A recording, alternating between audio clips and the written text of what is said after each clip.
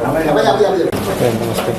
आपके विरुद्ध में और भी एक दो अर्जियां हैं, उसके स्टेटमेंट रिकॉर्ड करने के लिए आपको एसीपी बी डिवीजन इनके मोर देन 1 बिलियन फॉलोअर्स हैं इंस्टाग्राम पे और ये सोशल मीडिया इन्फ्लुएंसर है। सर ऐसा बोल सकते हैं कि एक के बाद एक फरियाद दर्ज हुई है तो पासा भी हो सकता है कीर्ति पटेल के विरुद्ध?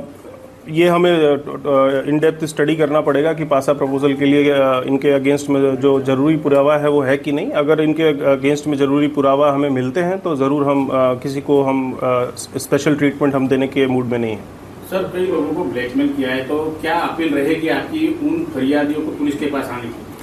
कोई भी फरियादी आपको अगर ऐसा लगता है कि आपको किसी ने एक्सटॉर्शन किया है, किसी ने हनी ट्रैप किया है, अगर आप कोई भी आपको सोशल मीडिया के दबाव में डाल के आपको ये सोच रहा है कि वो कहीं पे भी आपको ब्लैकमेल करेगा तो आप ये गलत बात है। और आईपीसी और बीएनएस की धाराओं के तहत आप पे जो आरोपी है उस पर कड़क कार्रवाई होगी। और पुलिस आपको अपील करती है कि आप पुलिस स्टेशन में आएँ, फरियाद दें और आप डीसीपी ऑफिस भी आ सकते हैं, एसीपी ऑफिस भी आ सकते हैं और फरियाद दे सकते हैं और साथ में पुलिस पे कड़क से कड़क कार्रवाई करेगी। अर्जी है कापोद्रा पुलिस मथक में कीर्ति के विरुद्ध जोन 1 विस्तार में अलग अलग पुलिस स्टेशंस में अर्जियां हैं।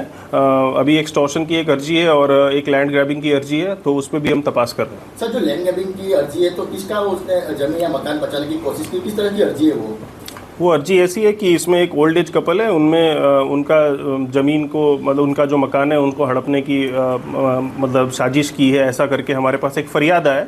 वी आर नॉट हम ऐसा नहीं बोल रहे हैं कि सामने कीर्ति पटेल इज़ गिल्टी और ये काम हमारा नहीं है, ये काम ऑनरेबल कोर्ट का है। बट हम इसमें तपास करने के लिए हम इसमें स्टेटमेंट रिकॉर्ड करेंगे और आगे कार्रवाई करेंगे। सर सोशल मीडिया में एक्टिव रहने वाली लड़की इतनी बड़ी क्रिमिनल बन गई, कितना गंभीर गुनाह, किस तरह से तफ्तीश होगी?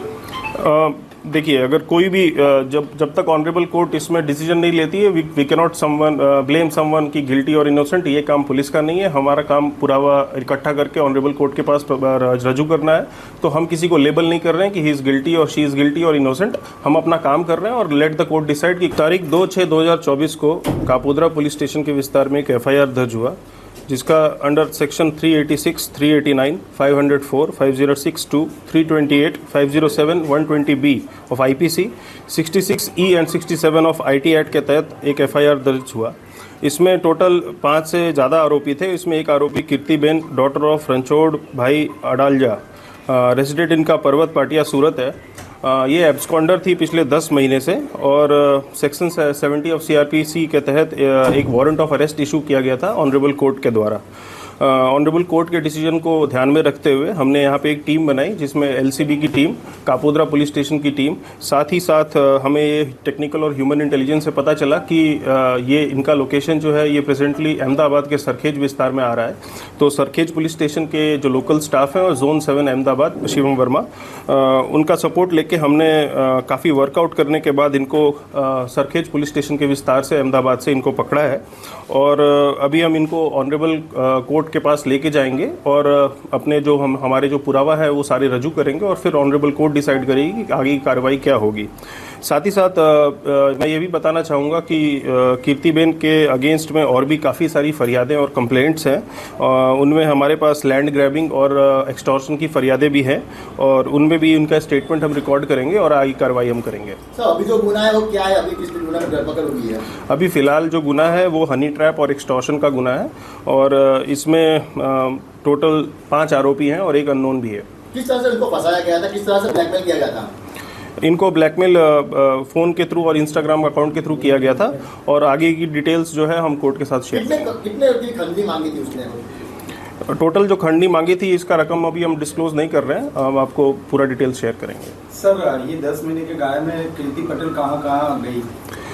10 महीने के दौरान में इनका मोबाइल जो है वो कॉन्स्टेंटली अलग अलग लोकेशन पे आ रहा था, गुजरात के अलग अलग लोकेशंस पे, लेकिन कोई भी परफेक्ट लोकेशन नहीं आने की वजह से इनको हम अरेस्ट नहीं कर पा रहे थे। साथ ही साथ जो IP एड्रेस है ये बार बार चेंज हो रहा था और इनका जो फ़ोन है वो भी बार बार स्विच ऑफ होकर अलग अलग मोबाइल नंबर और अलग अलग सिम कार्ड से यूज़ हो रहा था। हमने IP एड्रेस ट्रैक करके और जो इंस्टाग्राम और बाकी लोगों से कोऑर्डिनेट करके, उनके नोडल ऑफिसर से कोऑर्डिनेट करके हमने ये लोकेशन निकलवाया और इस